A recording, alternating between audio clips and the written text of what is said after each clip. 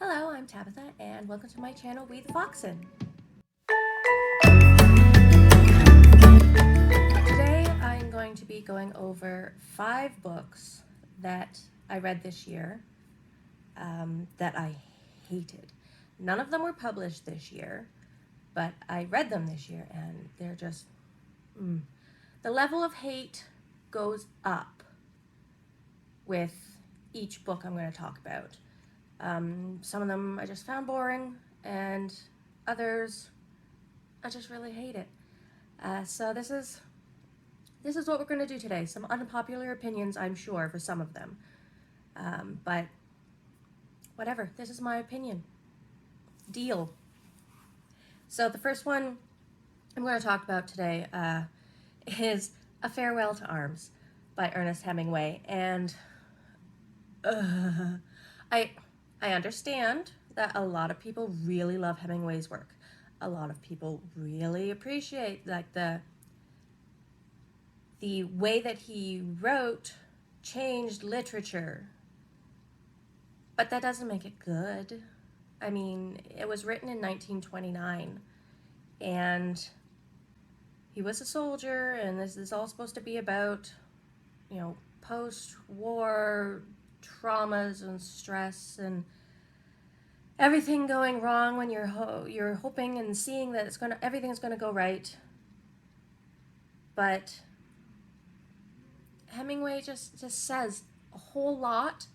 There's a whole lot of words, so many words that say nothing. Nothing. It's just so boring. So boring. And his women are just so, it's definitely a product of its time, where the women are just like, oh, well, I just must have a man. And I'm going to be all plucky and whatnot until I fall in love. And then I'm just useless. It's just so dumb. Oh, I know a lot of people think that these classics are worth reading, but no more. No more of Hemingway. So, in that same vein, with not liking something that's a classic, the next one would be The Star Is My Destination by Alfred Bester. And I'm sure there's some hardcore sci-fi fans that are going to really disagree with me, my husband being one. He absolutely loved this book, but I could not get past that Bester just does not like women. I've read this book, and I've read The Demolished Man by Bester, and those are supposed to be his 2 best works. But, oh, hi, Aesop. But I just can't. He hates women. The women are just plot devices. And literally, it's just so literally in this one. There's the woman in jail who tutors Gully Foyle. There's the teacher that he blames for everything and then uses her at the, to get his revenge. And then there's the daughter of the clan whom he's trying to destroy, and it's just, all these women are just used as plot devices for the main character, Gully Foyle. And the whole dumb revenge plot completely overshadows the teleportation and, quantum theory that is supposed to be the whole point of the book. That the character Gully Foyle accidentally creates this whole science of teleportation, and he's supposed to have this huge epiphany at the end of the book, but it's just kind of slapped on the end, and all of it is just, it doesn't really all go together. The revenge plot and how awful this character is. He reminds me of how much I hated Holden and Catcher in the Rye. But he was just annoying. Where Gully Foyle is evil, and he's an asshole. And the smarter he gets, the more assholey he is. It's just, no.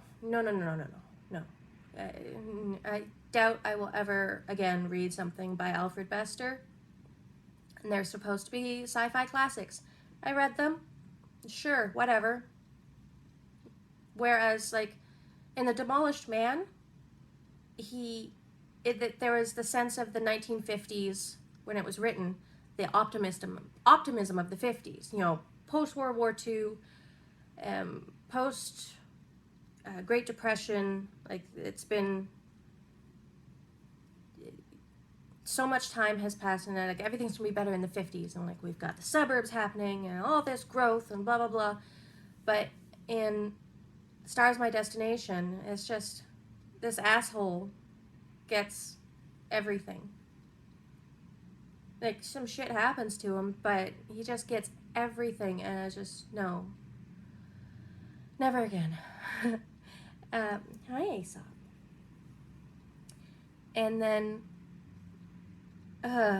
another one that really pissed me off this year, another book that made me really angry. I read, what's her name? I read Jacqueline Susann's novel, The Valley of the Dolls. I've never seen the movie, and I never plan to see the movie, but I've read this book just to say that I have read it, and now I can argue that it is terrible. These people are terrible, especially Neely, that she needs to die. But she's like a cockroach. She doesn't die. And the woman who's probably the best character in this book, she dies. The whole book is about women, these three women who go to New York to go work in theater, you know, work in the entertainment industry, and how they all get poisoned by it. And how the absolute worst things about the entertainment industry, the shallowness, the overt thing is the drug addiction, and how image above quality of character is above all else.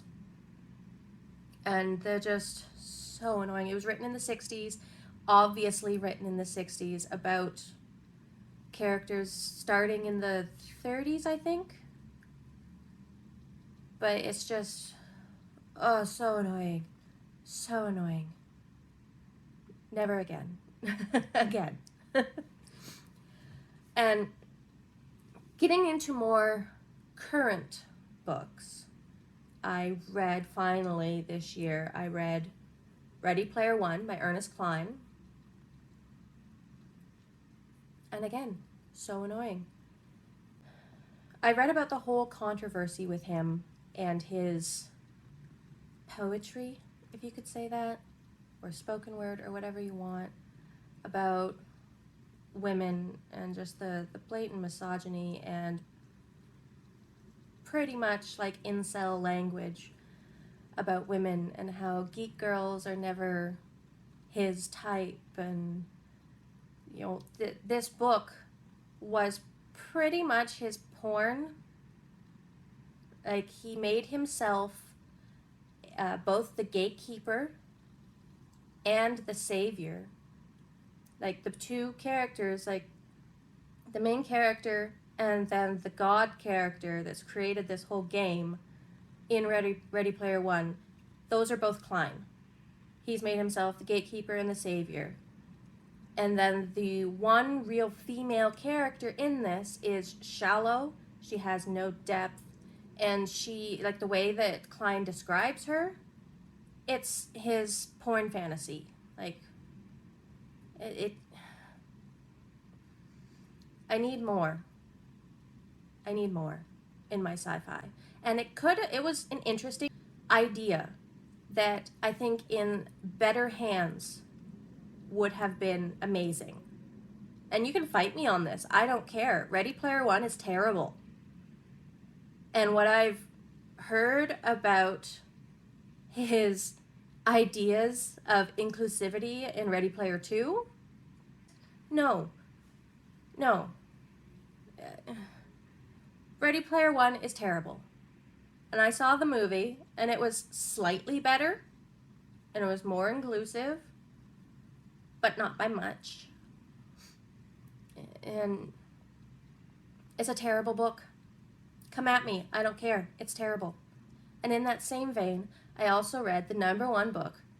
Well, I think that Ready Player 1 and this one would tie for the most annoying, disappointing, and terrible books that I've read this year. And I read The Lies of La Floramora by Lynch, I believe. And no. My husband would usually say that because there were no real main female characters, that I hate it. He thinks that I just hate things that don't have strong female characters in it, and that is not true at all. While this book does not really have any sort of promise of a main female character, like the one that you think that you're meeting, she dies, and the one that is absent is just that, just absent, their name alone.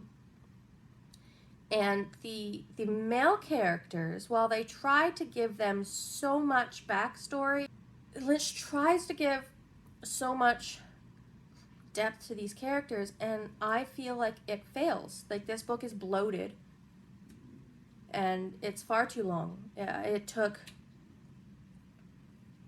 like 400 pages for something interesting to happen. The flashbacks were inserted in a way that it made it look like someone was trying to tell you a joke or tell you a story, and then they forgot like a pivotal piece of information, so they backtrack and give you that information. Then we go, okay, now back to the main thing that I was telling you, or back to the punchline. Like, that's how these flashbacks felt. And I think that if it had been done in a more, either done in a chronological order, or if the flashbacks were kind of done out of order, not directly in front of the pertinent situation in the present time, then it might have been more enjoyable, instead of breaking the narrative to be like, oh, and here's this piece of information you're going to need for the next chapter, or like the next paragraph. It just wasn't. And it just didn't, like, I thought that I would like it. It had been recommended to me, and I thought that I would like it, and I didn't. And people keep telling me to not finish, to DNF it, and I just didn't want that book to beat me. I didn't want it to beat me. I hated it the entire time, but I finished it out of spite. And I need to get rid of that book in my library now. I need to unhaul it because I just, no. It just, there's a whole lot of no. These were the 5 books that I was happy and completely disappointed that I read. I can now say that I've read them and argue with people about how terrible they are. And that's pretty much the only bonus for having read these books this year. I don't care. That's my opinion. Again, I'll fight you on it. These books were terrible. So that was the 5 books that I read this year that I hated. Again, we can talk in the comments, but you're not going to change my mind. These were horrible books. And then I just don't care. I don't care anymore. Those books were terrible. I'm not going to pretend to like a terrible book. And it could be your favorite. Good for you, I guess. I don't care. It was just terrible. Unpopular opinion. But no. They don't deserve the credit that they have. They just don't.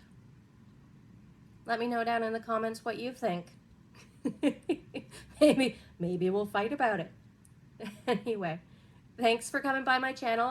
If you like this video, please like, subscribe, and I'll see you in the next one. Bye!